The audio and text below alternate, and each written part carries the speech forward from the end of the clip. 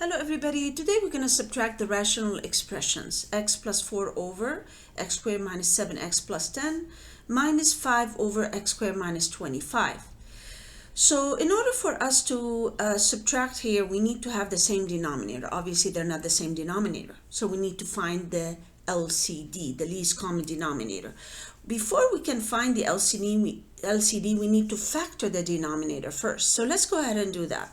This is the same as x plus 4 over, if we factor the denominator, x squared, so we have x here and x here, 10, you must have a 5 and a 2.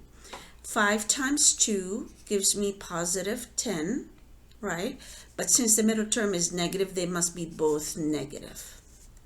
So this is negative 5 times 2, negative 2, that's positive 2, and negative 5x minus 2x, negative 7x. So this is the correct factoring. Now we're going to be doing the same thing in the second fraction. Here we have x squared minus 25. Now if you remember, this is the difference of squares. Let me remind you what is the difference of square. A squared minus b squared, that's equal to a minus b times a plus b. So in our example here, we have x squared minus 25. So x squared minus 25. I can write 25 as 5 squared, right? So this one would be your a, and this one would be your b. So then a minus b, that's x minus 5 times x plus 5.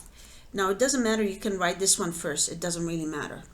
So the factoring of x squared minus 25, that's x minus 5 times x plus 5.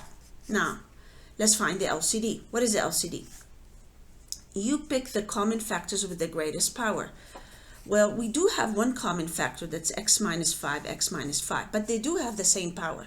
The power is 1, so I counted only once. So the LCD would have x minus 5, only once counted.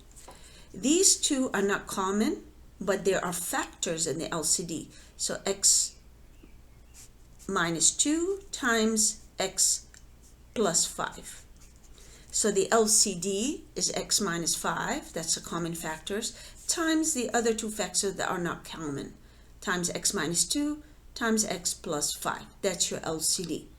So we need to change each denominator of each fraction into an equivalent fraction that has the LCD. So we need to do what? We need to multiply the denominator here. I have x minus 5, x minus 2. What's left is x plus 5. So x plus 5 here times x plus 5 here. And here I have to multiply. I have x minus 5, x plus 5. That's x minus 2. So x minus 2 in the numerator, x minus 2 in the denominator. Remember, whatever you multiply in the denominator, you have to multiply in the numerator.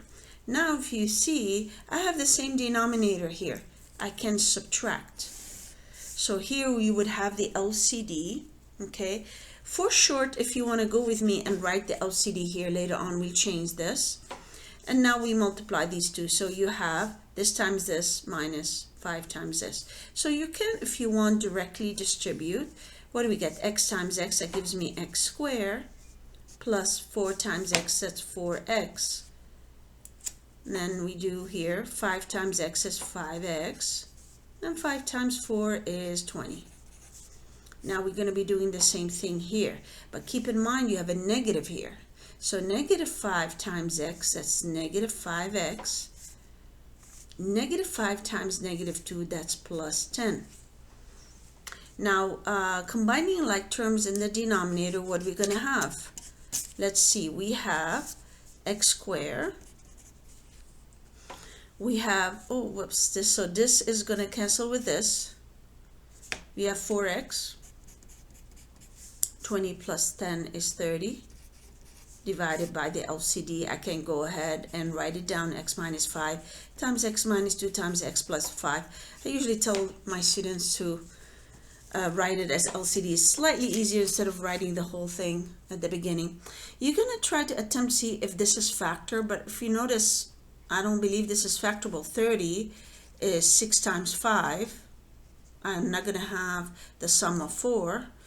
Or 10 times 3, that's also not going to give me the middle term.